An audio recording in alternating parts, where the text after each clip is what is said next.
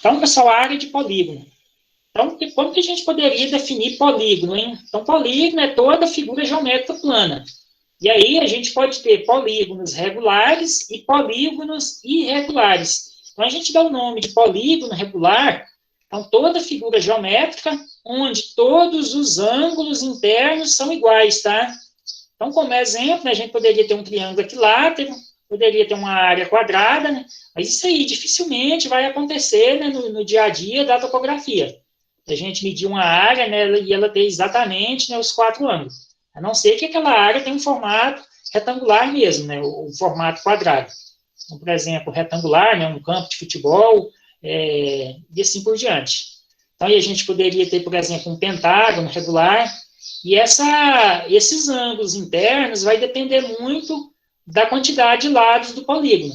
Então, por exemplo, triângulo equilátero. Qualquer triângulo, né, a soma de ângulo interno tem que totalizar 180 graus. Então, se o ângulo tem o polígono tem 3 lados iguais, automaticamente, né, os 3 ângulos são iguais. Aí, se eu tenho um polígono de 4 lados, né, um quadrado ou um retângulo, aí a soma ela vai aumentar, né, a soma de ângulo interno. Aí essa soma ela já passa a ser, né, 360 graus. Então, eu teria 4 ângulos, né, de 90. Aí, se eu tiver um pentágono, 5 lados, né, 5 ângulos, aí essa soma de ângulo interno ela já tem que dar 540 graus. Ou seja, eu vou ter 5 ângulos, né, de 108 graus. Então, quanto maior a quantidade de lados, né, do meu polígono, maior vai ser, né, a somatória dos ângulos internos. Então, no caso de um hexágono, essa soma aí, né, 120 vezes 6, ela vai dar 720 graus, tá? Então, a gente vai ter uma diferença, né, para o polígono irregular. Então, no polígono irregular, a gente vai ter ângulos diferentes. A gente pode ter ângulo de 90, a gente pode ter ângulo agudo, né, menor que 90, pode ter ângulo obtuso, maior que 90, e assim por diante. Então, nas áreas que a gente vai medir, né, utilizando equipamento, normalmente a gente separa, né, com polígono irregular, tá? E essa soma de ângulos internos vai depender, né, do número de ângulos, da mesma forma, né, do polígono regular. Então, essa segunda figura aí mesmo, ela poderia ser dividida em 2 retângulos, mas ela é um polígono irregular, porque os lados, né, os lados aí, né, eles são diferentes. Da mesma forma, essa terceira figura, né, que é um formato parecido, né, com um trapézio, também é um polígono irregular. Então, a gente pode definir polígono irregular, né, como toda figura geométrica plana, com ângulos e lados diferentes, tá?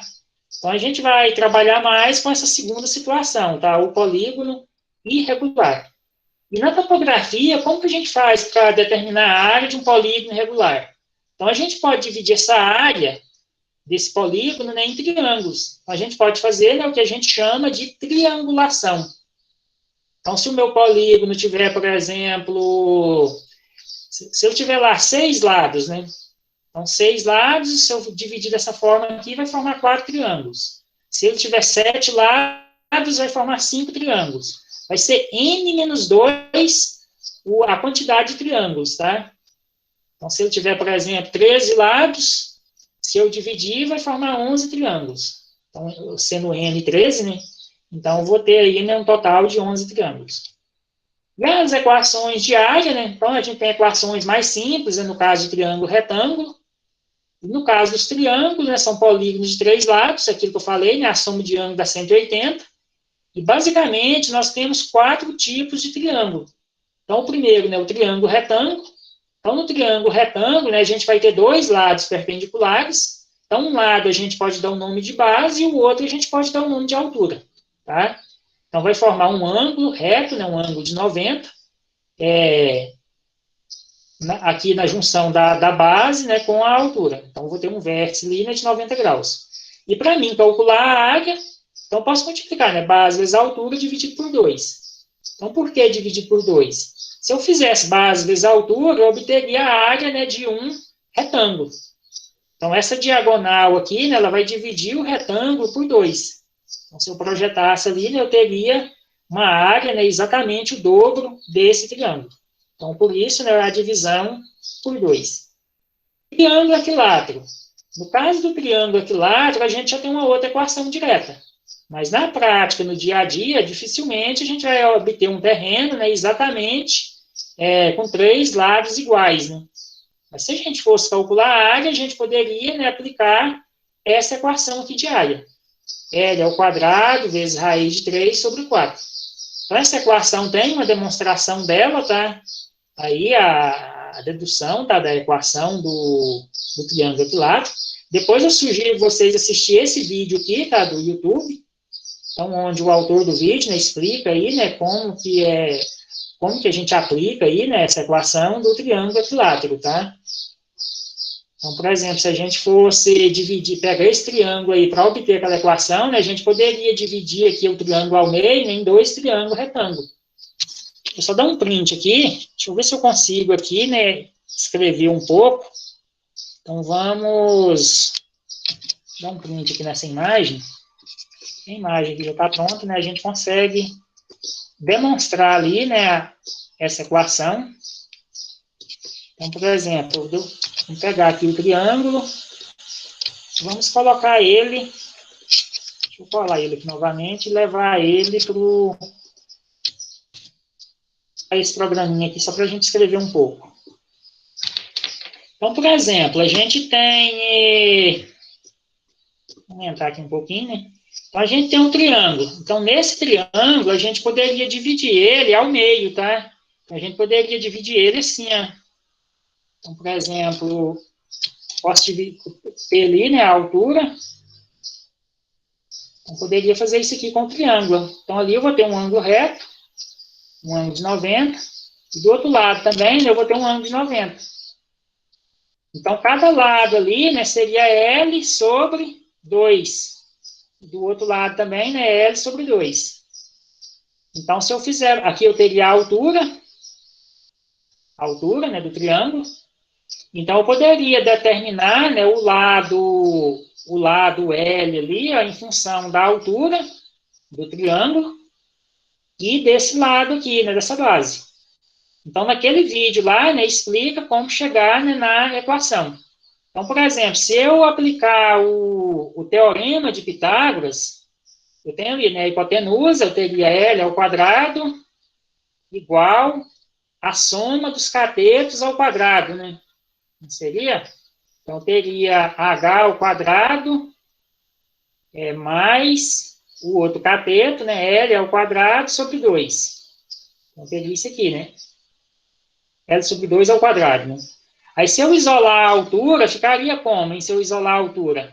Então, se eu isolar a altura, ficaria, então, a altura ao quadrado igual a L ao quadrado menos L ao quadrado, aqui o L fica L ao quadrado sobre 4, né? Então, ficaria dessa forma.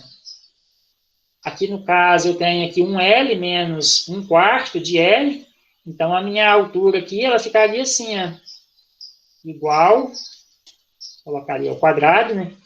Porque se eu tirar o mínimo aqui é como se fosse 1, né?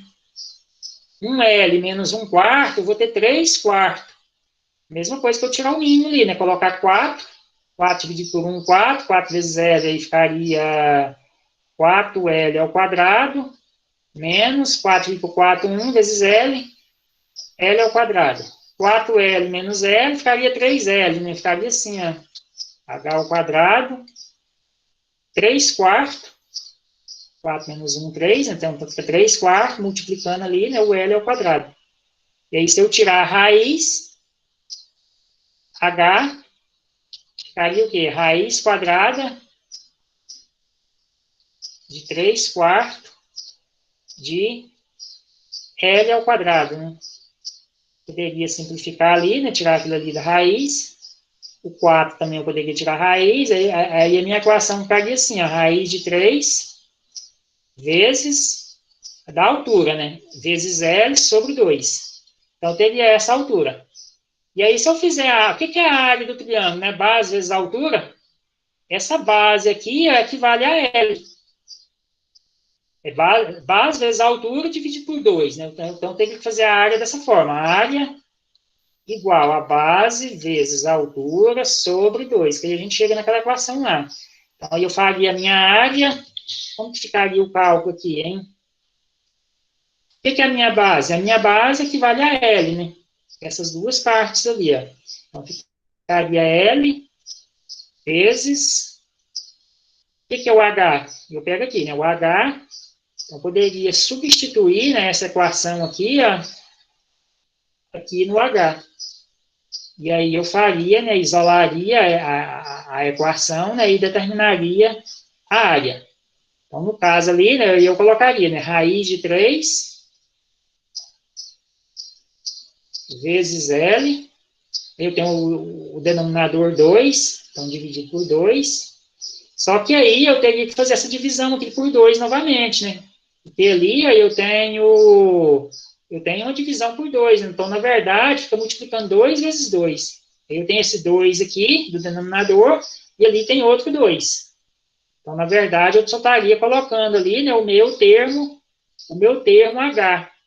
O que é o nosso H? Então, o nosso H seria isso aqui, ó. Essa parte aqui que eu circulei de vermelho. E aí, como que eu terminaria de obter a equação? Então, a área seria o quê? L vezes L, L ao quadrado, né? Raiz de 3, então ficaria, eu poderia colocar, né? Raiz de 3, 2 vezes 2, 4, raiz de 3 sobre 4, vezes L ao quadrado. Então, essa equação, né, é a mesma equação que está lá no PowerPoint. Ó, L ao quadrado, raiz de 3 sobre 4, né? Ela é a mesma equação. Só mudou aqui a ordem do L, mas é uma multiplicação, então a gente chegou naquela equação. Mas ela é uma equação que vai usar pouco, tá? Mas depois vocês assistem esse vídeo aqui. Triângulo isósceles. Esse aqui a gente pode fazer, né? Base vezes altura sobre 2. A gente obtém a área da mesma forma. Triângulo escaleno, a gente usa a equação do semiperímetro, ou teorema de Heron, né?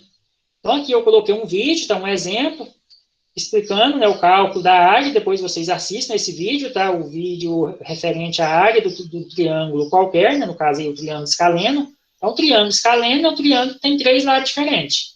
Então, vou ter um lado A, um lado B e um lado C, né? Com medidas diferentes. Então, eu posso fazer o semiperímetro, somos 3 lados, divido por 2, para depois eu aplicar, né, a equação da área. E um detalhe, essa equação ela é válida para qualquer triângulo. Posso usar ela num triângulo equilátero? Posso. Posso usar ela num triângulo retângulo? Também posso. Então, em qualquer triângulo, eu posso utilizar essa equação de área, tá? Só que aí eu tenho que lembrar aqui, para fazer a conta na calculadora, né, de colocar os parênteses.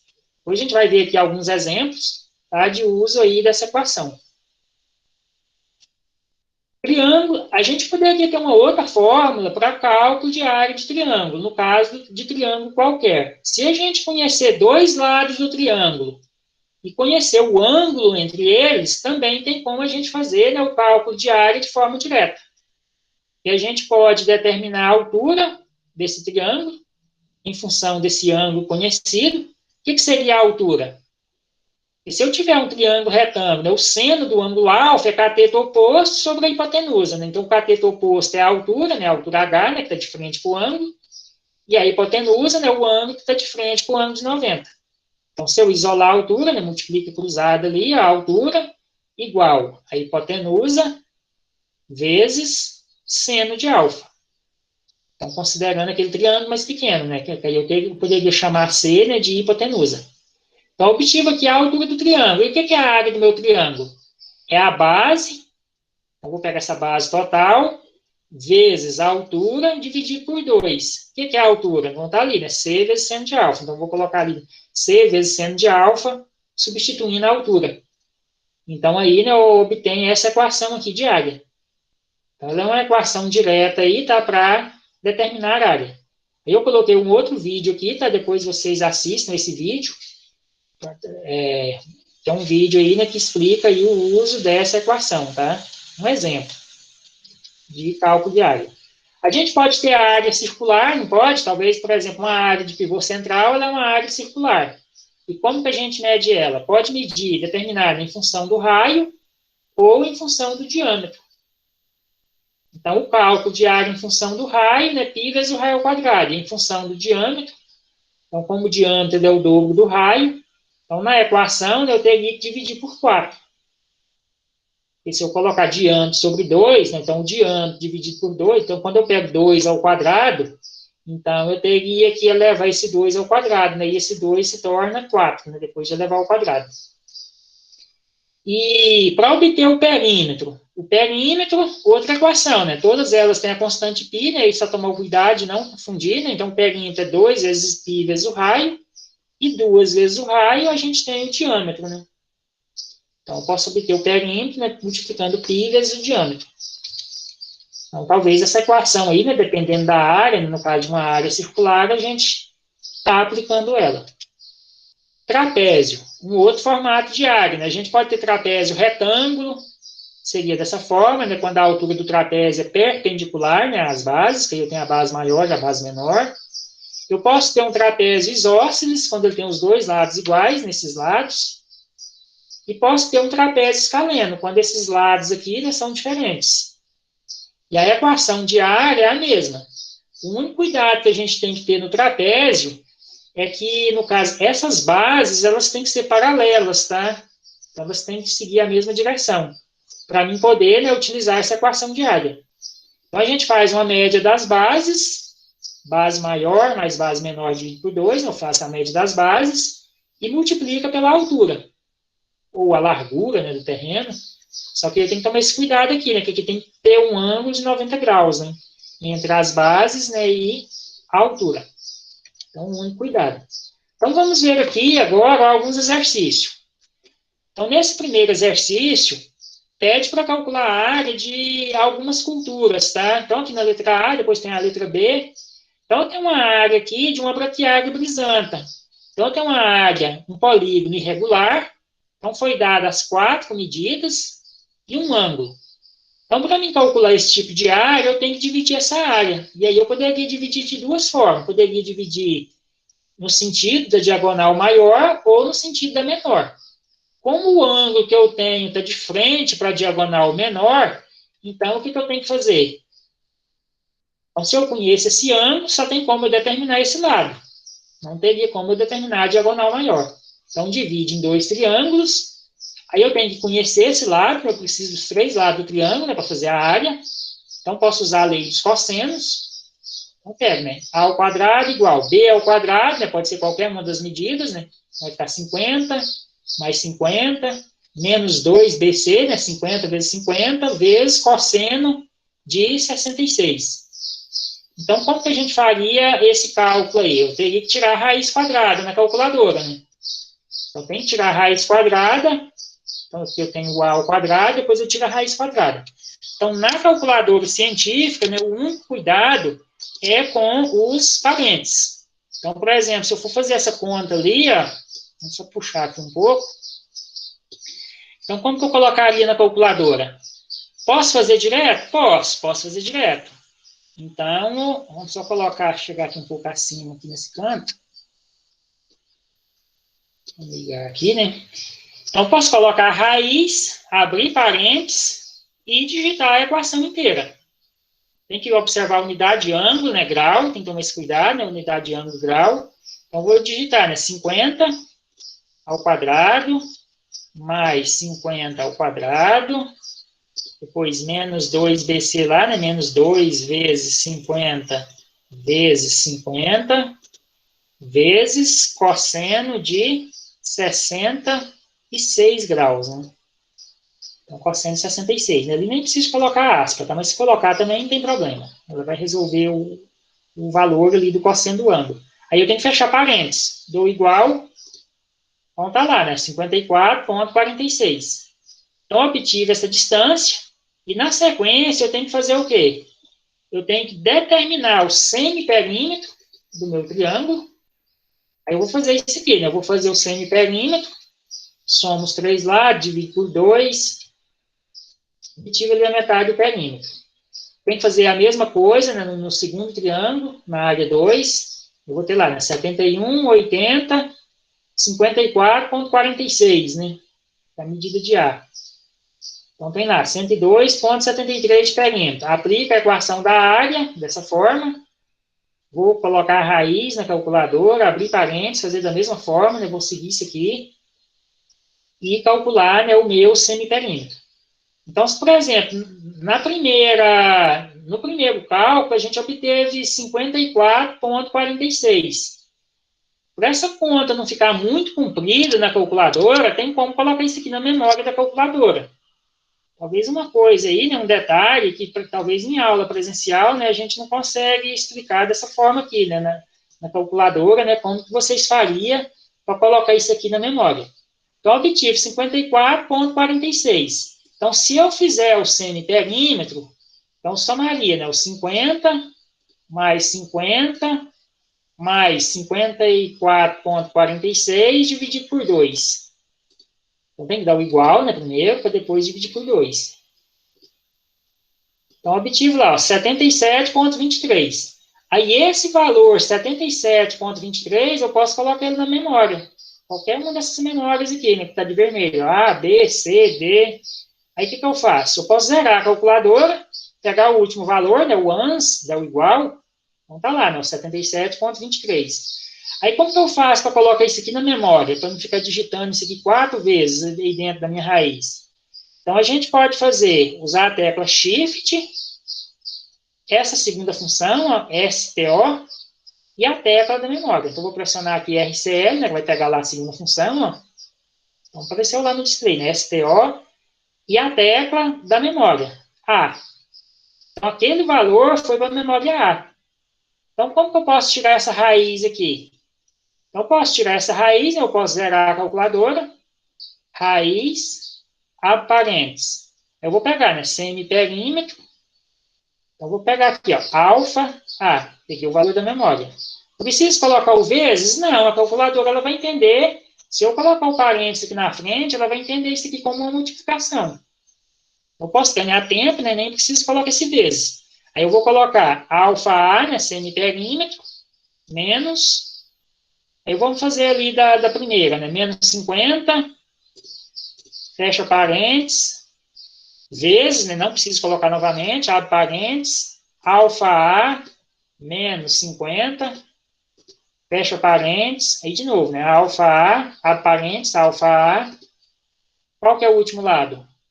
O 54,46, né, que a gente digitou o 50, depois o 50, agora o último lado, menos 54,46. Vou fechar dois parênteses, né? Vou fechar esse parênteses aqui, da subtração, resolver ela, e vou fechar o último parênteses, porque vai tirar a raiz quadrada de tudo. Dou igual, vou obter a área 1. Então, 1.141,88. Então, tá lá, 1.141,88. Aí a área 2 da mesma forma. Depois vocês conferem na calculadora de vocês, tá? A área 2. E a área total da cultura de braquiária brisanta, soma as duas, né? A área 1 mais a área 2, somou os dois valores, 3.033, né? 0,01 metros quadrados. Aqui tem outras figuras, né? Como que a gente poderia determinar essas áreas? Hein? Eu tenho lá cebola, alface, cenoura. Eu tenho aqui uma poligonal, né? Um polígono irregular, tem 3 triângulos, que eu teria que calcular a área de cada triângulo. Só que esses triângulos estão faltando lados, né? Então, para mim fazer cálculo de área de triângulo, eu preciso conhecer os 3 lados do triângulo. Então, cada um aqui, né, eu preciso determinar os lados que está faltando. Então, na cebola, eu posso falar aqui que está faltando um lado A e um lado B. Lá na alface, eu posso chamar lá de C, né? O outro lado está faltando. E ali está faltando um quarto lado, né? Que a gente pode chamar de D. Então, na área da cebola, recordando o que a gente viu no encontro anterior, eu tenho 2 ângulos nesse triângulo e um lado. Então, eu posso calcular os outros lados utilizando qual equação? Eu posso utilizar, né, a lei dos senos. Então, se eu tenho 2 ângulos em um lado, só que eu preciso determinar, para mim determinar B, eu preciso conhecer aquele ângulo. Então, se a soma tem que dar 180, quanto que mede aquele ângulo ali que está de frente para o lado B? Então, se eu fizer 180 menos 26 menos 75, vai dar 79. Então, beleza, obtive o ângulo. Aí eu vou fazer como? Então, posso fazer B sobre seno de 79. Posso determinar o A primeiro, né? A sobre seno de 26. A lei dos senos. Ó. A sobre o seno de 26, é o ângulo de frente, do lado. Então, ele é proporcional à medida 317 sobre o seno de 75. Então, vou dividir pelo seno do ângulo oposto. Então, resolve, né, multiplica cruzado, depois divide pelo seno de 75, né, vai dar 143,87. O lado B da mesma forma. Vou fazer B sobre o seno de 79 igual 317 sobre o seno de 75. Então, o lado B, né, vai ser proporcional àquele ângulo. Então, como o ângulo de frente para o B ele é maior, que é o 26, então esse lado B ele tem que dar maior que o lado A, né? Então, tá lá, né, 322. Aí eu faço a conta, então fez a conta, obteve os lados, e lá no triângulo da alface e na área da cenoura, como que a gente faz? Preciso determinar esses lados. Só que ali na alface eu já conheço dois lados e um ângulo. Aí eu posso aplicar o que é a lei dos cossenos. A lei dos cossenos, eu vou ter a ao quadrado mais b ao quadrado menos 2ab cosseno de c, né, no caso. O ângulo está de frente para o lado C. Então, faz a conta, substitui, né, a ordem tanto faz, posso chamar de A e B, qualquer um, né, o 317 ou 260, menos 2AB, né, 260 vezes 317, vezes cosseno do ângulo que está de frente ali, né, cosseno de 44. Então, vai tirar a raiz, dá esse valor, né, o C ao quadrado, tira a raiz, dá 222,51. E o lado D da mesma forma. Então, como eu já achei o lado C, né, vou pegar esse lado e aplicá-lo naquele triângulo. Então, tem toda uma sequência aí, né? Porque não teria como eu fazer o lado D sem resolver o C. Então, tem que resolver esse aqui primeiro para depois fazer aquele. E agora sim, né, eu já conheço 180 e já obtive o lado C. Então, tem dois lados e um ângulo. Calculo o lado D da mesma forma. Então, obteve lá, 111, né, a medida de D. E, finalmente, calcula as áreas, daquela mesma forma, né? Equação do semiperímetro, faz o semiperímetro para cada área, né? Então, cebola, deu lá 391,51. Calcula a área, aplica a equação, né?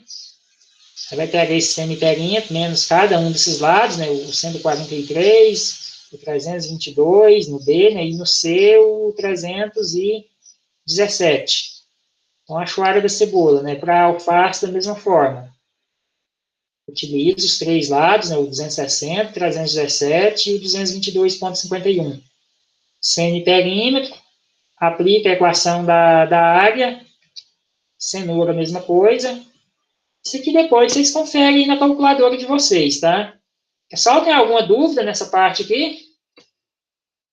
Essa parte aqui eu acho que é tranquilo, né? Cálculo de área. A gente poderia ter áreas com formato diferente. Então, por exemplo, aqui no caso, a gente tem um trapézio, né? Então, está falando aqui, né? Num lago com formato trapezoidal há uma ilha de 1,5 km de diâmetro, conforme a figura. Determine a área do espelho d'água. Então, vou ter espelho d'água só nessa parte aqui, né? Então, vou ter terras emersas ali na ilha, né? E o espelho d'água só essa parte que contorna a ilha. Então, aí eu tenho que fazer a área do trapézio. Então, eu vou fazer uma diferença de área, né? Eu vou fazer a área do trapézio menos a área da ilha, né? Menos a área do círculo. Então, ficaria dessa forma. O espelho d'água, né? A área do trapézio menos a área da ilha.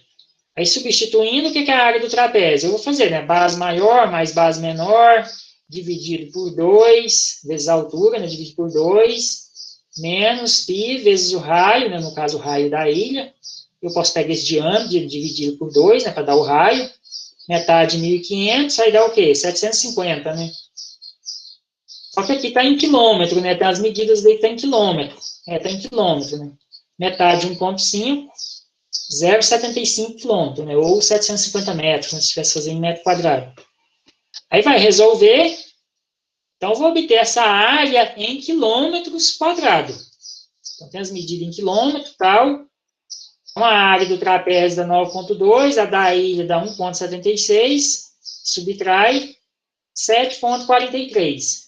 Aí, se eu fosse converter essa área, por exemplo, para que pediu, né? Alqueiro Goiano. Então, pediu ali em alqueire goiano. Então, tem que passar de quilômetro quadrado para metro quadrado. Então, lembrando que 1 quilômetro quadrado equivale a 1 milhão, né, de metros quadrados. E aí eu vou dividir por 48.400. Então, um alqueire goiano tem 48.400 metros quadrados. E aí eu vou obter, né, o total de alqueires goianos. Eu peguei uma área grande, né, uma área de 153,57 alqueires, né, goiano. Então, a gente poderia fazer dessa forma. Aqui um outro exemplo de cálculo de área. Se a gente pega uma área com esse formato, a gente pode dividir ela em partes. Então, uma área dessa aqui, né, eu posso dividir ela internamente. Então, essa parte esquerda aqui vai formar um retângulo. Aqui no meio, aqui eu poderia ter um trapézio nessa parte de baixo. Então, eu poderia dividir dessa forma aqui, ó. Outra forma, aqui eu peguei um retângulo maior. Ali eu tenho um triângulo retângulo. E de baixo aqui eu tenho um trapézio. Poderia dividir em mais áreas? Poderia. Talvez poderia ter 2 retângulos ali, né, mais pequenos. Então, determine a área. Como que a gente faria? Então, eu preciso somar essas áreas, né? Então, eu vou fazer a área que está falando que é um pomar, né? O pomar apresenta o formato desse polígono aqui, né? Do polígono irregular. Então, a área 1, o que vai ser a área 1? Comprimento vezes largura. Então, vai ser 24 vezes 12. Então, a área de retângulo, né? Comprimento vezes largura. Área 2 é um triângulo retângulo. Posso fazer base vezes altura. Então, vou multiplicar 10 vezes 12, né? Que é essa medida aqui, né? 12. 10 vezes 12 dividido por 2, né? Base vezes altura dividido por 2. E a área do trapézio, base maior, né? 16 metros, mais base menor, vezes a altura, né? Tem ali 8 metros de altura, dividido por 2. Faz o cálculo, aí eu vou obter, né? 288, área 1, área 2, 60, área 3, 88. Aí somou as 3 áreas, área total do pomar, 436 metros quadrados. Tem aqui outras formas de calcular a área, e aqui tem uma segunda pergunta. Ó. Caso seja realizado o cultivo de plantas de caju ou não, no espaçamento de 3 por 4 metros, quantas plantas aproximadamente caberia no pomar? Como que a gente faria isso aqui, né? Então, se eu tenho um espaçamento de planta, 3 por 4, cada planta vai ocupar quantos metros quadrados? Vai ocupar 12 metros quadrados. Vou fazer 3 vezes 4. Então, cada planta ocupa 12 metros quadrados. Então, eu posso pegar a área do pomar e dividir por 12. Aí eu vou ter o total aproximado, né, de plantas. Então, isso aqui, né, a área do pomar dividido por área ocupada por planta. Então, 436 dividido por 12. Então, vou ter 36 plantas, tá? Nessa área. Então, a gente poderia fazer dessa forma, né? Quando a gente quer saber a população de plantas numa lavoura, né? A gente precisa conhecer ali, né, o espaçamento de planta. O produtor rural pretende construir um curral circular para o manejo de bovinos. Sabe-se que cada animal ocupará uma área de 2,8 metros quadrados. E o curral deverá ter capacidade de 70 bovinos. Quanto deve medir o diâmetro do curral? Então, aqui outro cálculo, né? A gente precisa saber a área total do curral. Então, se é 70 bovinos e cada um ocupa 2,8, então, eu vou precisar de um curral com uma área de 196, né? Então, multiplico. E aí, quanto deve medir o diâmetro do curral? Então, vou pegar essa área circular, né? Falou que o curral é circular, e vou igualar com π vezes diâmetro ao quadrado sobre 4. Então, é a equação da área. Então, vai ficar como? 196, né? A área. Posso isolar o d do diâmetro, né? Que está ao quadrado, tira a raiz, tal, e para depois substituir. Então, vai ficar raiz, né? 196 vezes 4, dentro da raiz, dividido por π. Então, fazendo a conta, isso aqui tem que colocar entre parênteses, tá? Para fazer essa conta na calculadora. Então, na calculadora, a gente faria de que forma? Então, na calculadora, a gente teria que fazer, tem que tomar um cuidado aí, né? Com o parênteses. Eu colocaria, né? Raiz, explicar aqui a calculadora, né? Raiz. Então, poderia fazer assim, né? A parênteses, 196 vezes 4, dividido, como que eu coloco π? Shift, e a tecla aqui da segunda função, onde tem o π, né? Então, tá lá, o π. fecha parênteses, igual. Então, tá lá, deu 15,797. Então, aqui pode arredondar para 8, né? 79 ficou muito próximo de 80, né? Então, 15,8 metros, aproximadamente, né? O diâmetro. Dúvidas até aí, pessoal? Questão 5. Determine a área da pastagem.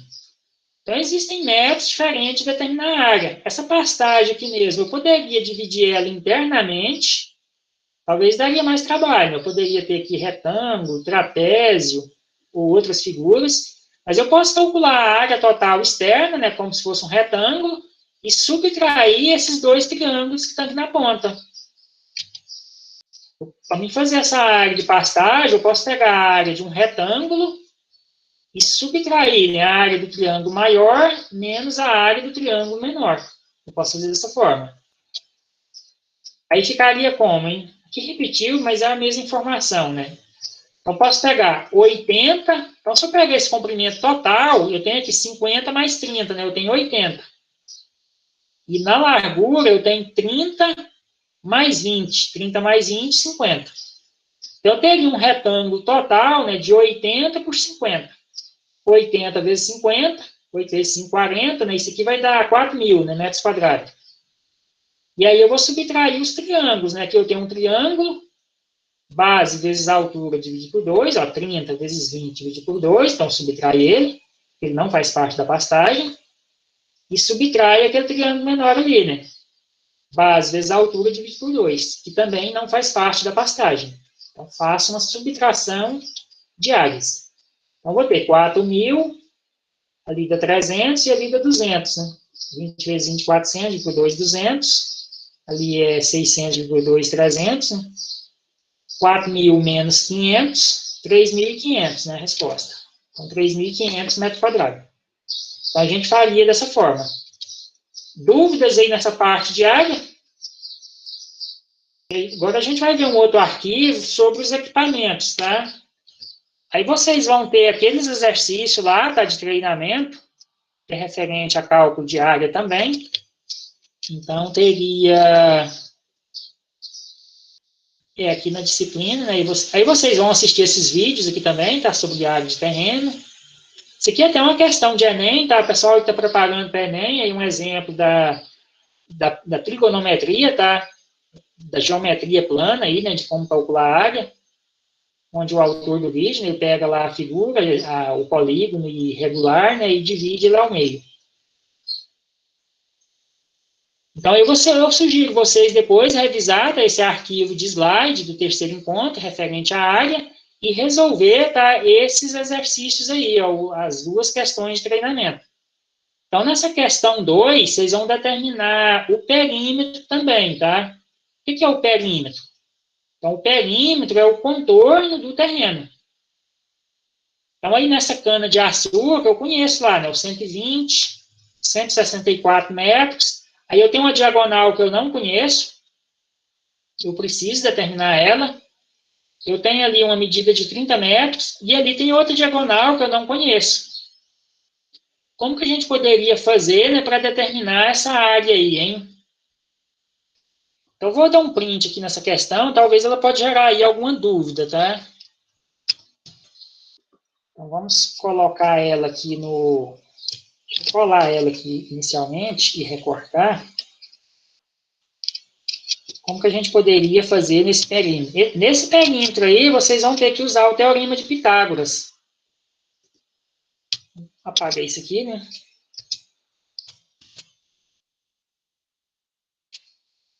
Vamos ver aqui. Deixa eu só pegar aqui a imagem novamente. Ampliar aqui um pouco, né? Explicar aqui o passo a passo de como vocês deveriam fazer. O que seria o perímetro? Então, nesse perímetro, está faltando ali dois lados. Está faltando aquele lado ali, eu vou até chamar ali de A. Então, está faltando esse lado e está faltando esse lado. O meu perímetro vai ser o quê? 30 mais A, mais 120, mais 164, mais B. Então, eu preciso determinar primeiro o A e o B. Como que a gente determina aquela medida ali, aquela diagonal? Então, a gente pode fazer aquilo ali da seguinte forma. A gente tem uma medida ali horizontal ó, de 96 metros e tem uma medida vertical de 72. Porque aqui a gente pode decompor em dois catetos, né? Como se tivesse um triângulo aqui, ó. Então, a gente pode fazer dessa forma. Então, eu vou determinar a hipotenusa. Então, eu poderia fazer o quê? Eu poderia fazer A ao quadrado, hipotenusa, né, é igual. Então, essa medida aqui vale 72 e essa medida aqui vale 96. Então, vou fazer, né, 72 ao quadrado mais 96 ao quadrado. Quanto que daria o cálculo? A, eu teria que tirar a raiz, né? Então, isso aqui pode fazer direto na calculadora. Eu teria que fazer a raiz quadrada. A raiz quadrada, né, daquela soma. Então, na calculadora, aí eu tenho que colocar parênteses, né? 72 ao quadrado mais 96 ao quadrado. Posso fazer direto também dessa forma. A ao quadrado, A igual, né? Então, vamos pegar aqui a calculadora. Então, na calculadora, o que eu vou fazer? Raiz, entre parênteses, vamos ligar aqui, né? Estou desligada. Então, raiz, entre parênteses, 72 ao quadrado, mais 96 ao quadrado, fecha parênteses, igual. Então, deu lá, ó, 120. Então, meu lado A vale 120. Então, 120 metros. E quanto que valeria meu lado B? Eu teria que fazer a mesma coisa. Então, eu poderia dividir aqui, ó, para cá, né? E aqui eu vou obter um triângulo retângulo. Como que eu vou saber quanto que mede aqui? Eu poderia pegar 164. Essa medida aqui, eu tenho ela, que é o quê? 96 mais 120. Quanto é 96 mais 120? É que é dar 216, né? Essa medida aqui é a 216 metros. 96, né, mais 120. E aí, eu teria que saber essa aqui. Então, eu vou fazer 164 menos 30 menos 72. Então, se eu fizer aquilo ali na calculadora, quanto que dá, hein? 164, que é o total, né? Menos 72, fazer a diferença ali, né, das medidas, menos 30. Quanto que dá? 62. Então, eu teria uma medida de 62 naquele pedaço ali, né? 62 metros. E para resolver o B, eu faria a mesma conta que eu fiz lá em cima, né? B seria o quê?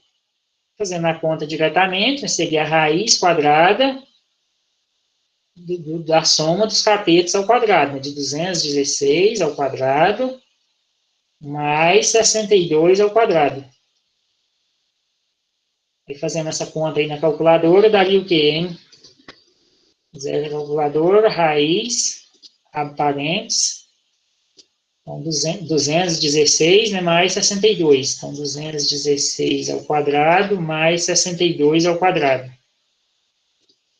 Fecha parênteses, igual. Então, deu 224,72. Então, 224, então, poderia escrever ali, né, 224,72. E aí, o que seria o perímetro, hein? Então, o perímetro da minha área, P, então eu teria que somar tudo, né? Eu teria que somar 30 mais o lado A, né? 120, mais o 120 ali novamente, né? Porque o 120 repete lá na figura, mais 164, mais o B, né? 220, aliás, colocando igual, né? Mais o B, 224,7 sei se eu fiz o arredondamento lá, né? 0,72 e mais o quê? Terminou, né? Então, seriam essas medidas, né? Que a gente já colocou o 30. Então, semi-perímetro, aliás, o perímetro. Então, fazendo isso aí na calculadora, daria o quê, hein? Então, zero a calculadora. 30 mais 120 mais 120 de novo, mais 164 mais 224,72. Vamos ver aqui se a gente não digitou nada errado, né? Igual. Então, tem um perímetro de 658,7, né, que deu. 0,72, né? Não sei se eu, na resposta lá arredondou ou não. 0,72 metros. E aí, lá no Moodle, vai ter as opções de resposta, né? Então, clicando ali, né, que a gente tem, vamos ver aqui as medidas que deu. 658, aqui no caso seria o 659, tá? Porque está arredondado. Só que aí eu acertei o perímetro, né? Vai ser uma dessas duas. Aí eu tenho que calcular a área, tá? Só que aí dá um pouco mais de trabalho, né? Como a questão aqui é treinamento, aí vocês têm que dividir essa área, mas a resposta é uma dessas duas aqui, tá? Eu vou deixar para vocês terminar, tá? De responder. Aí vocês têm que dividir a figura, tal. Talvez tome um pouco mais de tempo. Aí vocês podem dividir ela, por exemplo, pode dividir em trapézio, pode dividir em 2 trapézios, tem várias formas de dividir. Tem como vocês dividir ela em várias partes, né? Triângulo, retângulo, tem como fazer várias divisões. Aí vocês somam os valores de área e aí vocês vão obter uma dessas duas. Então, por enquanto, a gente só sabe, né, que a resposta correta é a primeira opção ou então a última, né? Devido ao cálculo lá, deu 658,7, aproximadamente 659. Então, aí nas opções aí, né, do perímetro. Então, a resposta aqui, ela está aproximada, tá? Então, voltando aqui no arquivo, deixa eu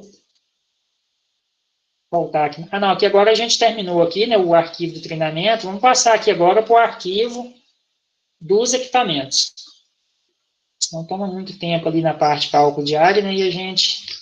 Para equipamentos topográficos, então essa parte aqui, tá, vai demandar aula prática. Mas vamos ver aí uma noção geral, tá, dos equipamentos. Então, equipamentos topográficos. Então, a gente tem equipamentos de medição direta e equipamentos de medição indireta. Então, a diferença é que no equipamento de medição direta, lá no campo mesmo, a gente sabe, né, quanto que mede a distância. E nos equipamentos de medição indireta, requer o uso, né, de equações ou softwares, tá? Talvez lá no campo a gente não tenha condição, né, de obter, né, a medida da distância ou da área. Então, a diferença seria basicamente essa. Então, se a gente considerar todo o histórico, né, de evolução da topografia, então a parte de trigonometria, então ela surgiu desde a antiguidade. Então, na antiguidade, a medição de distância não era precisa, então o pessoal utilizava, né, partes do corpo humano, né, para fazer essas medições, né, como unidade de medida. Então, o passo humano, né, que surgiu na época do Império Romano, que equivalia a 0,82 metros. Aí a gente tem a braça, 2,2 metros, a braça utilizada no Brasil, né, em Portugal. E no caso da trigonometria, né, por exemplo, a função tangente, ela surgiu com base, por exemplo, na altura das pirâmides, tá? Então, no caso do Tales, né, que foi um estudioso aí da trigonometria, então ele observou que uma proporção entre a sua altura e o comprimento da sombra. Então, por exemplo, quando a gente tem a posição do Sol, então qualquer objeto ele vai projetar uma sombra. Então tem uma relação, né, uma proporção aí entre a altura do objeto, no caso ele fez essa proporção, né, da altura dele com a projeção da sombra dele, e a altura das pirâmides, né, com a projeção de sombra da pirâmide. Então, no caso, a altura da pirâmide seria o quê? O cateto oposto, né, do meu ângulo. E a sombra da pirâmide seria o cateto adjacente. Então, quanto maior o meu cateto oposto, a minha altura de pirâmide, né, maior vai ser a projeção da sombra. Então, ele, né, foi um dos estudiosos aí, né, que idealizou, né, a função tangente, tá? E quando a gente tem, por exemplo, retas paralelas interceptadas, né, por retas transversais, então, no caso aqui, né, da altura e os raios solares aqui, né, interceptando, então a gente tem o quê? Segmentos proporcionais, tá? Então, a gente tem aí, né, uma das descobertas aí, né, da trigonometria. Então, com relação aos equipamentos de medida, no caso de equipamentos de medição direta, né, a gente tem as trenas, que podem ser trenas manuais, né, ou trenas eletrônicas. Aqui são imagens de trenas manuais. Então, a gente tem trenas aí, né, de aço, de fibra de vidro, de tecido, lona. Então, esses materiais, né, eles variam quanto à dilatação, tá? Então, a precisão, né, depende muito da dilatação da trena e principalmente do manuseio. Então, no caso da trena, né, é um equipamento de medição direta. Então, aqui são algumas imagens, né, de trena. Então, a gente tem trenas de 10 metros, 30 metros, 50, até mesmo de 100 metros. Existem trenas menores também, né, que a gente dá o nome de fita métrica. Então, no caso, por exemplo, a medir a altura, né, de instrumento, a gente usa muito as trenas, no caso de utilizar a estação total, né, a gente tem que medir a altura do instrumento para fazer medições, né, de desnível de terreno. Eu coloquei essas informações, né, de comprimento de trena e tal. Então, as trenas, elas têm essa proteção, né, o que a gente chama de estojo, né, para enrolar a trena, né, no caso aí, para evitar, né, desgaste ou mesmo essa numeração apagar. E a gente tem a divisão em milímetro, centímetro. Então, algumas trenas traz a medida em polegada, né, no verso da trena. E aí tem que tomar um cuidado também, né, com essa escala de medida em polegada. Observar aí essas medições, né, durante o manuseio. Temperatura. Então, a recomendação de uso de trena, no caso de uma medição precisa, é evitar, né, os horários de alta temperatura. Então, temperatura acima de 35, né, ela pode ocasionar uma dilatação da trena, né, quando a gente estica a trena, né, para fazer uma medida, por exemplo, uma medida na horizontal. Talvez uma medida mais precisa, né? Então, aí a gente faz, né, estica essa trena para evitar as ondulações. Elasticidade. Então, a gente tem materiais aí, né, que dilatam mais. Então, por exemplo, aqui nessa tabela, a gente tem a trena de aço, né, como o material mais preciso, né, o que menos dilata, e a trena de lona, o que mais dilata. E a gente tem como fator influenciador, né, na precisão, a pressão, que a gente exerce uma força, né, nas duas extremidades da trena, para fazer uma medição. Então, a gente vai estar aplicando uma pressão, né, uma força, nas extremidades, né, que pode ocasionar, né, essa dilatação.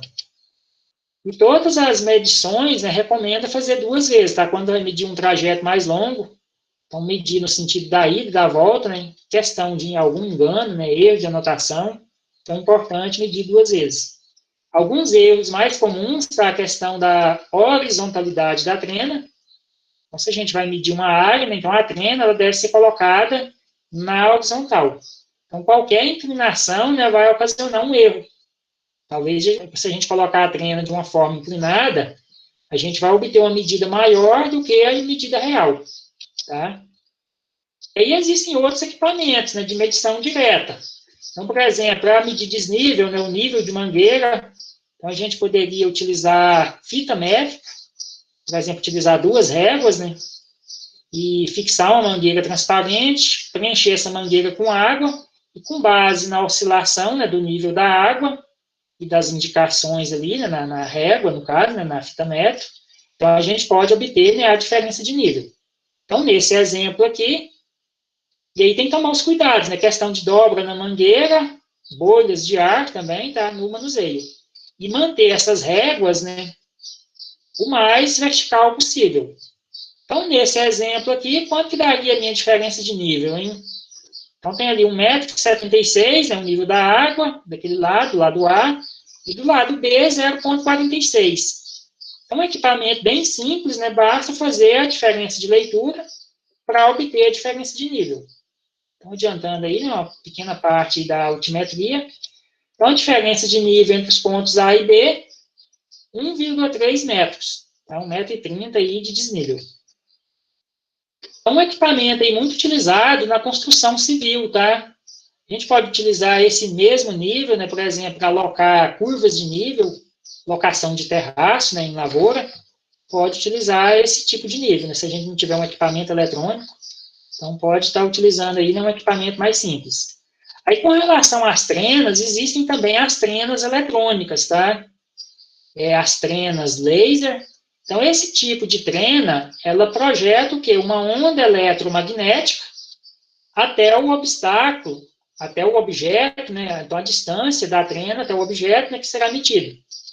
Então, essa onda eletromagnética, né, essa onda laser, ela leva um determinado tempo para percorrer a distância. Então, a onda, ela percorre o trajeto sentido da ida e volta, tá? Então, com base no tempo e na frequência dessas ondas eletromagnéticas, então a trena, ela informa a distância medida, tá? No display. E nessa modalidade trena, tem como a gente medir área, tem como a gente medir volume, tá? De um objeto, talvez, por exemplo, de uma caixa d'água. Então, tem como a gente fazer medições até mesmo de volume. Então, existem vários modelos no mercado, tá? Eu coloquei aqui um dos modelos. Tem como no teclado você ajustar unidades de medida, por exemplo, metro, polegada, centímetro. Então, tem as configurações internas, tá? Então, todo modelo de treino. Então, esse tipo de treino é muito utilizado, né, na construção civil. Talvez medidas internas, né, numa construção, talvez a altura de um teto. Então, utiliza muito. Pessoal que mexe aí com móveis também, né, os carpinteiros, né, que trabalham a parte madeira. Estação total. Então, aqui a gente já tem um equipamento, da mesma forma da trena, né, um equipamento aí de medição eletrônica direta. Então, quando a gente usa uma estação total, né, a gente instala no tripé, da mesma forma de um teodolito, e esse equipamento, né, ele vai emitir uma onda eletromagnética até um refletor. Então, esse refletor é o quê? É um prisma. Então, esse prisma ele é conectado, né, num bastão, com base no tempo e na frequência, né, das ondas. Então, o equipamento, ele determina em sua memória interna, né, a distância. Então, eu posso determinar a distância horizontal, eu posso determinar a distância inclinada. Então, o equipamento, ele armazena as três distâncias, tá? A horizontal, a inclinada e a vertical. E ele armazena também o ângulo vertical, né, de inclinação da luneta. Eu posso ter uma visada ascendente ou descendente. Então, tem, por exemplo, visada ascendente, quando o ângulo vertical é menor que 90. E descendente, quando esse ângulo vertical é maior que 90. Então, quando eu tenho uma visada numa subida, né, num aclive, eu tenho um ângulo vertical menor que 90. Eu tenho uma visada ascendente. E quando eu tenho uma visada morro abaixo, né, eu tenho um ângulo vertical maior que 90 graus. Aí, no caso, eu tenho uma visada descendente. Então, a estação ela fica sendo o emissor da onda e também o receptor da onda eletromagnética. A onda percorre a distância, atinge o refletor, né, as lentes lá, né, o espelho lá do prisma, e esse espelho do prisma vai refletir, né, a onda de volta, né, até o equipamento. E aí, com base no tempo, né, o equipamento determina a distância. Então, o equipamento com memória interna é diferente do teodolito. Então, no teodolito, a gente tem que fazer anotações, e no caso da estação, não, né? Então, o equipamento, a gente armazena pontos na memória interna e descarrega no computador, né? Utiliza um cabo USB, né, para descarregar os dados. GPS, né, outro equipamento de medição eletrônica, só que o GPS vai depender do quê? Vai depender de satélites, né, de sinal de satélite. Então, a gente tem um equipamento aí diferente, né? Vai depender, né, da posição, né, de satélites em órbita no espaço. Então, o equipamento GPS, né, o GPS o GPS Garmin, né, o GPS navegação, ele vai ter uma função, né, de receptor de sinal. A gente vai ter o emissor, né, o satélite, e o equipamento GPS, né, vai receber aí, né, o sinal, né, as ondas eletromagnéticas, né, emitidas pelos satélites. E quando a gente desloca entre dois pontos, então o GPS ele tem que ter um cronômetro muito preciso, tá? Então, quando a gente desloca entre dois pontos, então a gente tem aí uma diferença de tempo de emissão, né, dessas ondas, tá? Seria o tempo que a onda leva, né, para percorrer a distância do satélite até o equipamento. E aí, quando a gente tem a mudança de posição, então o equipamento, né, ele determina a distância entre esses dois pontos. O princípio do sistema, né, é a triangulação, tá? E aí a gente precisa de mais de dois satélites, tá, para obter uma posição precisa, tá, do equipamento GPS. Porque a gente tem os equipamentos de navegação, né, e tem os equipamentos instalados em tripé. Então, a gente tem os equipamentos, né, GPS, vamos dizer, geodésico, né? Na verdade, GNSS, porque esses equipamentos, eles recebem sinal de mais de uma constelação de satélites.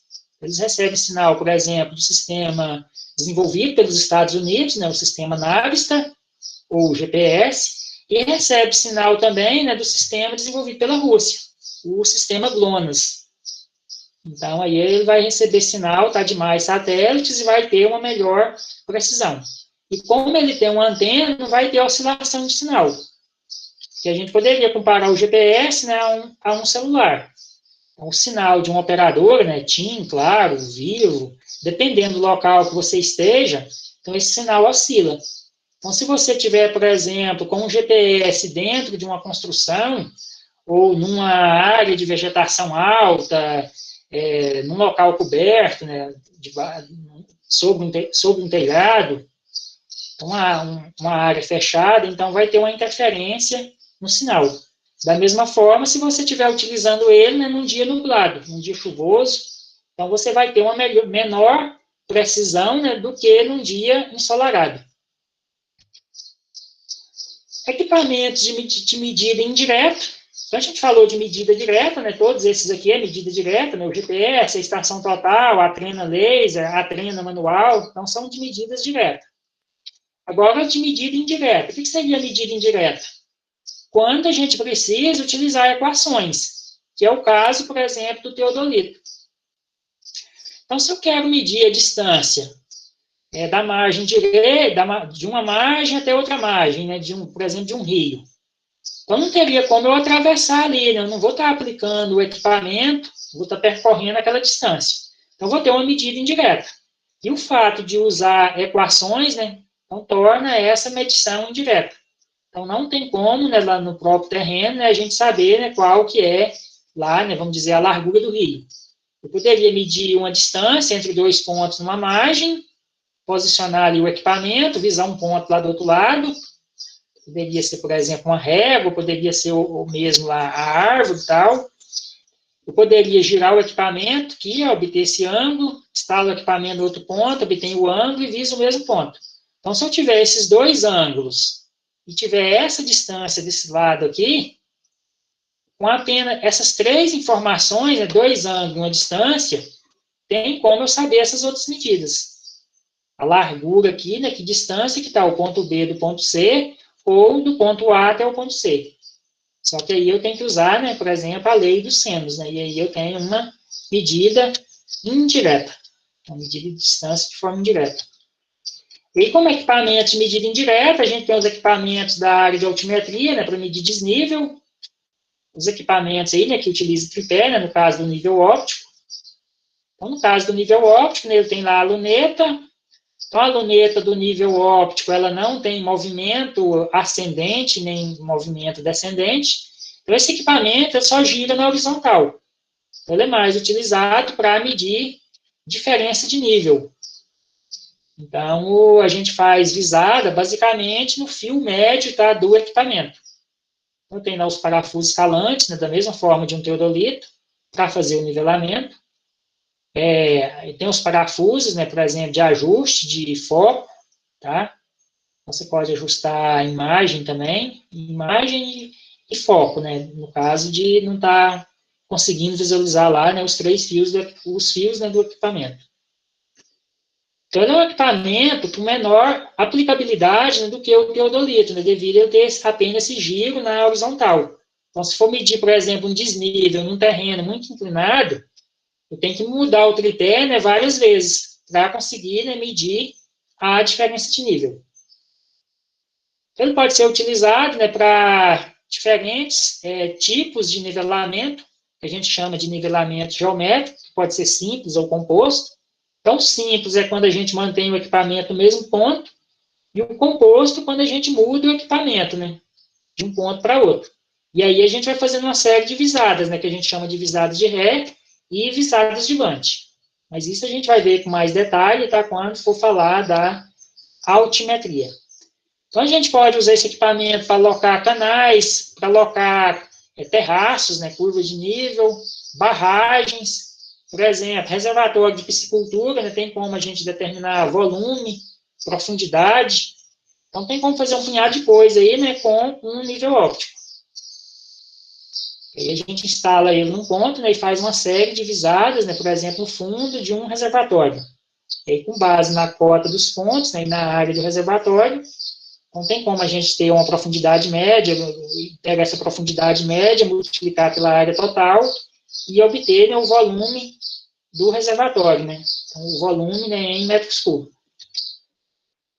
Então, isso aqui a gente já falou, né, questão de terreno acidentado. Como que a gente poderia determinar a diferença de nível, né, usando esse equipamento? Então, aquilo que eu falei, né, a gente faz visada de ré, visada de vante, com base na diferença dessas visadas.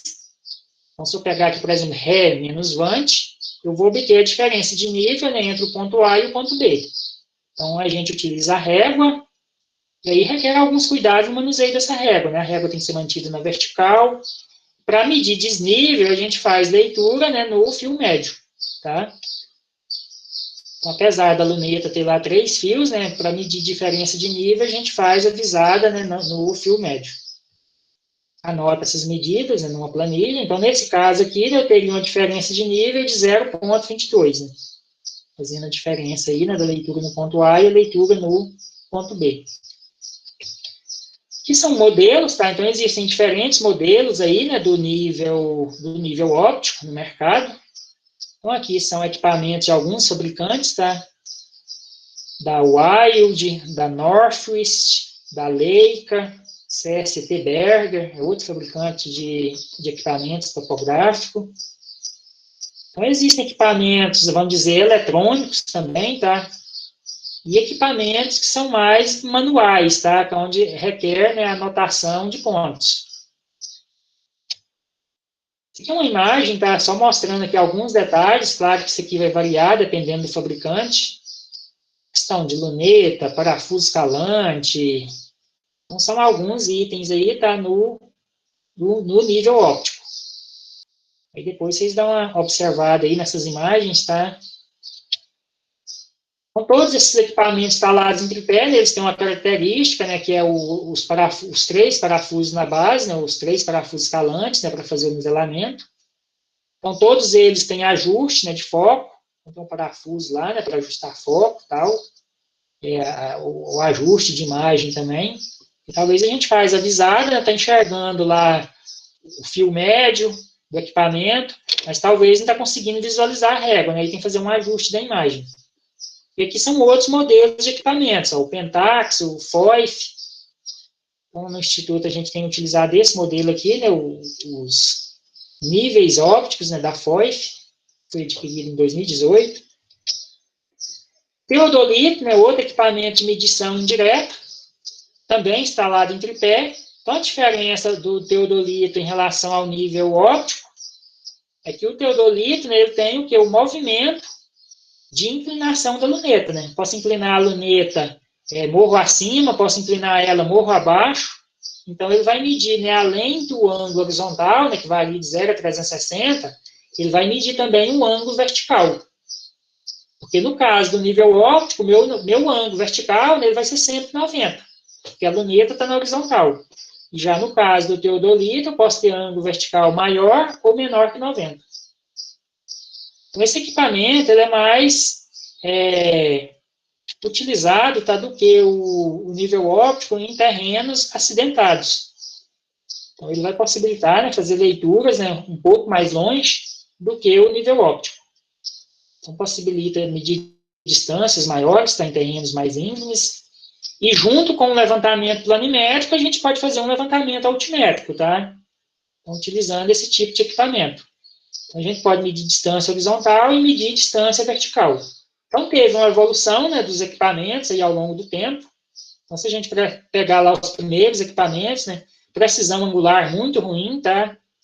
Aí depois dos teodolitos mecânicos, né, isso aqui seria lá na década de 60, né? Depois surgiram os teodolitos ópticos, a gente pode dizer que isso aqui foi na década de 80 e 90. E aí depois dos anos 2000, né, os teodolitos eletrônicos, com indicação de ângulo, né, no display do equipamento. Então, vamos dizer, é um equipamento, né, de leitura digital. Então, com relação ao teodolito eletrônico, os equipamentos, né, que a gente utiliza, então a gente precisa, no caso, para fazer uma medida de distância horizontal, então a gente precisa de fazer leituras, né, na luneta do equipamento. Então, na luneta do equipamento, né, a gente vai ter 3 fios estadimétricos, fio inferior, fio médio, fio superior, e a gente precisa obter também, né, ângulo vertical para determinar nessa distância. Que aí a gente aplica, né, uma equação para determinar a distância, né, do equipamento até uma régua. A gente utiliza a régua, né, para fazer essas leituras. Então, aqui seria um modelo, né, de régua, né, parecido com o que a gente utiliza. A gente tem a indicação em decímetros. Então, onde está de vermelho aqui, né, seria a casa de 1 metro. Então, ali na divisa, ali, né, 1 metro, ali 1,10 m, 1,20 m, no 12, ali no 13, 1,30 m. E cada marcação daquela ali, né, conta 1 centímetro. Então, peguei ali, né, naquele traço maior, né, 1,35 m, 1,36 m, 1,37 m e assim por diante. Então, coloquei aqui alguns exemplos de leitura de fios. Então, considerando aqui, ali eu tenho 1,50 m. Então, para a gente ter uma melhor precisão, a gente adota 3 casas decimais, tá, nessa leitura. Então, 1,50 m, se eu for fazer a leitura em milímetro ali, né, decímetro, centímetro, milímetro, então vou anotar 1,500. Onde está aquele outro traço ali, seria quanto, hein? Então, ali eu contabilizaria, né, 1,40 m, 1,41 m, 1,42 m. Então, se eu anotar ali, né, eu vou anotar 1,420, né, 1,42 m. Eu coloquei outros traços aqui, né, aqui seria 1,35, então 1,350. Então, quando a gente faz uma visada mais longe, a gente utiliza esse lado da régua, por questão, né, de capacidade da luneta, não possibilitar, né, visualizar o outro lado da régua, porque o outro lado da régua, né, tem uma escala mais precisa, em milímetro. Agora, se a gente estiver fazendo uma leitura mais próximo, aí sim, né, aí o ajudante, né, ele pode girar a régua, né, colocar o outro lado, e ter uma precisão, né, dessa última casa decimal. E aí a gente conseguiria ler, né, fazer a leitura em milímetros e ter uma maior exatidão. Então, naquele traço ali, né, seria 1,35, né, 1,350. Não sei se eu coloquei mais algum, ali seria... se coincidir no meio, posso arredondar, né? 0,94, passou de 94, mas não chegou em 95, né? Eu posso colocar 0,945. Então, essa última casa decimal, eu sempre vou ter que arredondar, né, para 0 ou 5. Por exemplo, aquela ali, ó, seria o quê? 1 metro e menos de 1,10 m, né? 1,09 m, 1,08 m, né? 1,08. Eu vou anotar 1,080. A outra ali, né? 1,20 m, vou anotar 1,200. Ali 1,275, né? Pela imagem ali, né? A gente teria que fazer uma aproximação da última casa decimal. Questão de visada ascendente e descendente, né? Isso aqui a gente já falou, né? Questão dos ângulos. Então, em aclive menor que 90, declive maior que 90, né? Declive é descendente. E a equação para determinar a distância horizontal, essa aqui, né? Então, a gente tem uma constante do equipamento, né? 100.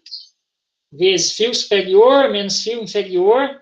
Lembrando que o fio médio, ele equivale à média do fio superior com o fio inferior. Então, por exemplo, aqui eu coloquei um exemplo de cálculo de distância horizontal, né, aqui no próximo slide. Mas o que seria esse ângulo alfa? Seria a diferença vertical de 90 graus, né, do meu ângulo vertical. Então, se eu tiver um ângulo de 95 graus, então o meu alfa vai ser quanto? Vai ser 5. Eu vou fazer 95 menos 90. Aí eu vou resolver aqui, né? Vou fazer o cosseno, depois elevar ao quadrado e fazer, né, utilizando essa equação, né, a distância. Então, aqui a gente tem um exemplo. Então, o fio médio, ele vai ser sempre a média, né, do fio inferior com o fio superior. E nesse exemplo, pediu para determinar a distância horizontal. O que seria a distância horizontal? Aplicando aquela equação, tem que fazer o alfa primeiro, né? Então, se eu tenho o ângulo, informou aqui, né, 82, 31, 50. Então, tem que fazer 90 menos esse ângulo. Então, esse ângulo ele vai ser aplicado na equação em módulo, tá? Se o ângulo for 84 graus, eu posso fazer 90 menos 84. Se ele for acima de 90, pego o valor do ângulo menos 90. Mas ali não importa, eu posso colocar ele negativo ou positivo, porque, por exemplo, o cosseno de menos 7 graus, ele é igual ao cosseno de 7 graus. Então, tanto faz eu colocar negativo ou positivo. Mas aí, no caso, a gente pode colocar ele em módulo. Essa diferença de 90. Então, nesse caso aqui, né, aplicando a equação, vou pegar lá, né, fio superior menos fio inferior, substituir lá na equação, vezes o cosseno da diferença de 90. No caso, 7 graus, 28, 10 segundos, né, ao quadrado. Resolve. Então, obtém a distância horizontal. E como que eu obteria a distância inclinada? A distância inclinada ela vai ser maior do que a horizontal. Então, eu vou obter a distância inclinada. A distância inclinada, né, ela segue que é a hipotenusa de um triângulo. Então, se eu conheço a diferença de 90, que é aquele ângulo ali onde eu estou com o cursor, tem como eu saber quanto que mede essa hipotenusa, né? Quanto que mede essa distância inclinada. A distância horizontal vai ser o cateto adjacente do meu triângulo, e a distância inclinada vai ser a minha hipotenusa. Então, cosseno, cateto adjacente sobre hipotenusa. Quem que é o cateto adjacente? Distância horizontal. Quem que é o ângulo alfa? A diferença de 90. Quem que é a hipotenusa? A distância inclinada. Aí como que resolve isso aqui, né? Distância inclinada vai ser 82, aí isso aqui vai passar dividindo, né? Para resolver. 82,58 dividido por cosseno de 7, 28, 10. Então, faz a conta, dá 83, então a distância inclinada é um pouco maior do que a distância horizontal. Ou seja, deu quase 1 metro a mais, né, do que a distância horizontal.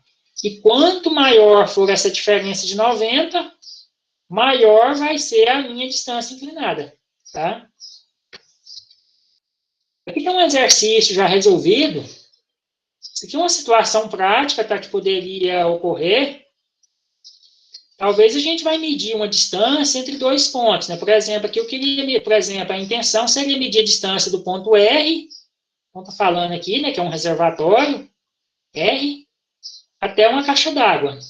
Então, o agricultor, né, pretende instalar uma tubulação passando por essa área de milheto, só que talvez, dependendo da altura aí do milheto, né, das plantas, ele não vai conseguir instalar o equipamento aqui e fazer uma visada direta no ponto C. Aí, o que ele pode fazer? Ele pode fazer uma visada contornando a área de milheto, né? Fazer duas visadas. Então, nesse caso aqui, eu posso determinar duas distâncias horizontais para depois determinar, né, a distância do reservatório até a caixa d'água, né, que é o ponto C. Então, no caso aqui, né, ele quer instalar uma tubulação, né, em linha reta para diminuir a distância, né? Então, teria que fazer aí, né, fazer dois cálculos, né? Teria que fazer a distância horizontal de R até esse vértice aqui, né? Esse vértice onde eu coloquei V, né? O vértice V. E depois fazer uma distância de V até C. E aí, com o equipamento, no campo, a gente pode obter esse ângulo aqui, ó. 115, né? No caso aqui, o 115. E com a lei dos cossenos, Aí, como sabe, duas distâncias horizontais, determina duas distâncias horizontais, e tem o ângulo entre elas, com a lei dos cossenos, a gente obtém, né, essa distância do reservatório até a caixa. Eu coloquei aqui as respostas, mas aí depois vocês tentem resolver isso aqui, tá? E no caso, se vocês não conseguirem, eu coloquei aqui, ó, fio superior, fio médio, fio inferior, ângulo vertical. No alinhamento, né, do reservatório até o vértice. Ele colocou o equipamento aqui no reservatório, colocou a régua lá no vértice, obteve essas leituras. Então, aplicando a equação de distância horizontal, vai obter essa medida aqui, né, 176,87. E aí, no outro trecho, colocou o equipamento lá no vértice e visou a régua, né, lá na posição da caixa d'água. Fez outras leituras. Aí eu aplico a equação novamente para obter essa medida aqui. Então, são duas distâncias horizontais. E aí, a terceira distância aplica a lei dos cossenos. E aí vai resultar, né, 229,81. Pessoal, tem alguma dúvida aí? Referente aí a essa parte aí dos equipamentos? Aí eu coloquei, finalizando, tá? Eu coloquei lá no encontro, né, o terceiro encontro, aí resolvendo essas duas questões de treinamento, né, que essa aqui a gente não finalizou, né, ficou faltando o cálculo da área, aí vocês vão ter um questionário, tá?